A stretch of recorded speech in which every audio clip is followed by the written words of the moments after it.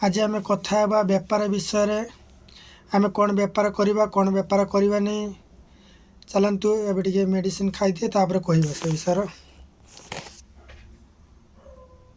यहाँ आज मेडिसिन खाइबा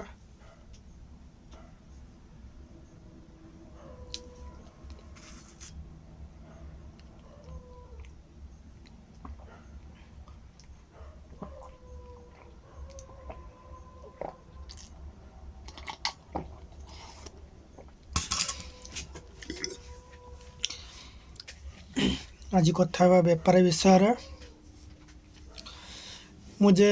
शुक्रवार हाट को जाइली हाटर कंडीशनटा कौन थी कौज आपण को से दिन आमर थी हाट दिन सरस्वती पूजा विशेषकर लोक बहुत आसी ना आम भाई लोक मैंने आसवे आम सर्विस देवा से दुकान खोलते मोर जीवार दुकान खोलबार इच्छा ना पूजा दिन ठाकुर को देखापी इच्छा था किंतु बाध्य दुकान खोलते सप्ताह गोटे दिन हाट थी से दिन आम हाट खोलिया बाध्य से दिन घटना कहि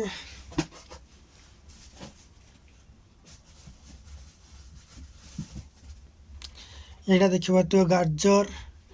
यहाँ बीट से दिन थी गाजर किलो 20 टंका बीट किलो 20 टंका आमर बीम्स जेटा परिबा बीम्स किलो 20 टंका सीम किलो 20 टंका से मैंने 30-35 टंका देकी परिबा किनथिले किंतु लॉस करके बिकिले जेहेतु लोक कम आसते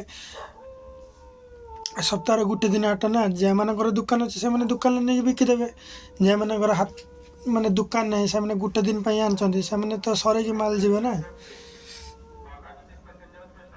जड़े दुकान बिकते सीम किलो 10 टंका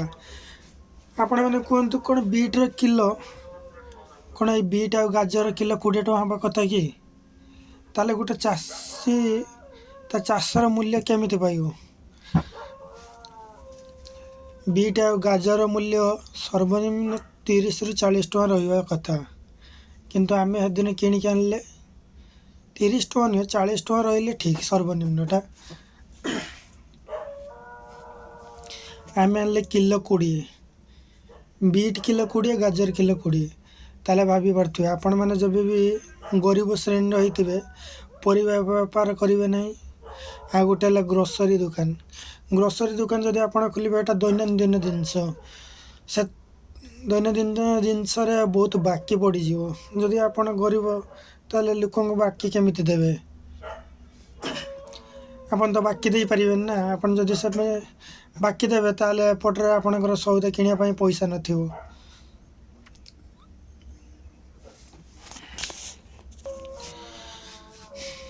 गरीब श्रेणी लोक मानकर सबुठार बेस्ट दुकान अच्छी चा दुकान आप करें सेठार आपणकर लॉस जीवन छणे छणे दुकान करें सेठार आप लॉस जीवन आप जिते परिमाण लोक आसवे से हिसाब से आप जिनस खाଇବା बनेबे लोक को सर्विस देवे विशेषकर ग्रोसरी दुकान आ परिवा दुकान खोलिबे नहीं सेठार बहुत रिस्क अच्छी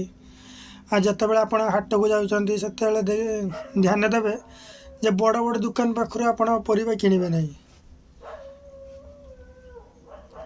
जदि छोटिया दुकान छोट छोट वयस्क व्यक्ति बिकुंट छोट छोट दुकान करके पाखर जिनस किणवे से एका रेट हाट जीवे मैंने आप 10टा दुकान बुझे से एका रेट पाइबे तो बड़ चाकचकिया दुकान कौन मिले से तो व्यवहार सम्मान ठीक से मिलबन ना जदि कह भाई यहाँ 15 टंका जदि सी 20 टंका बिकुते भाई यहाँ 15 टंका हम कि सी कह भाई तो ने नहीं जदि गोटे छोट दुकान देखिए जो वयस्क लोक बिकुवे से कह बाबू कौन ने हाँ 15 टंका नहीं जातु कथाटा हूँ यहाँ जब भी आप किसी किणाकिणी कर वयस्क लोक पाक जातु से तो किसी मजबूर थी ना एत वयस्क है से कौन पाई दुकान खोल सब बेले चाकचकिया जिनसटा ठीक नुह से आप ठीक सम्मान पाइबे ଠିକ୍ ସେ ବ୍ୟବହାର ମିଳିବନି ଆପଣଙ୍କୁ। ଆପଣ ଭାବୁଥିବେ ବିଜନେସ୍ କରିବା ବହୁତ ସହଜ, ବହୁତ କଷ୍ଟ। ପ୍ରଥମେ ପ୍ରଡ଼କ୍ଟ କିଣିବା, ତାକୁ ସେଲିଂ କରିବା ବହୁତ କଷ୍ଟ ହେଇଥାଏ। ଯଦି କଷ୍ଟ ସହିବାକୁ ଚାହୁଁଛନ୍ତି ତାହେଲେ ବିଜନେସ୍ କରନ୍ତୁ। ବିଜନେସ୍ରେ କଷ୍ଟମର୍ ପାଖରୁ ବହୁତ ପ୍ରକାର ଗାଳି ଶୁଣିବାକୁ ପଡ଼େ। କେତେ ଲୋକ କେତେ କଥା କହିବେ, ଅଧିକ ରେଟ୍ ନେଉଛ, ଦଣ୍ଡି ମାରୁଛ, ଏଟା କରୁଛ, ସେଟା କରୁଛ, ବାକି ମନା କଲେ ରାଗ ରଖିବେ, ବହୁତ ପ୍ରକାର କଷ୍ଟ। ଆଉ ଗୋଟେ ହେଲା, ଯଦି ବେପାର କରିବ ନିଜ ମାର୍କେଟରେ କରିବନି, ଅଲଗା ମାର୍କେଟରେ କରିବ। ଯଦି ବାକି ନ ଦେବା ପାଇଁ ଚାହୁଁଛନ୍ତି, ନିଜ ମାର୍କେଟରେ ବାକି ଦେବା ପାଇଁ ପଡ଼ିଥାଏ। ଗାଁର ଲୋକ, ଗାଁର ସେମାନଙ୍କୁ ନେଇକି ଚଳିବ ନା ତମେ। ଆଉ ସବୁବେଳେ ତ ବାକି ମନା କରିପାରିବ ନାହିଁ। ଯଦି ବାହାର ମାର୍କେଟରେ ବେପାର କର ତାହେଲେ ସେଠି ବାକି ଦେବା ପାଇଁ କିଛି ଅସୁବିଧା ନାହିଁ। ବାକି ନ ଦେବା ପାଇଁ କିଛି ଅସୁବିଧା ନାହିଁ। ସେଠି ତ ବାକି କେହି ମାଗିବେନି, କାହିଁକିନା ଆପଣ ଏଠିକାର ଅଚିହ୍ନା ଲୋକ।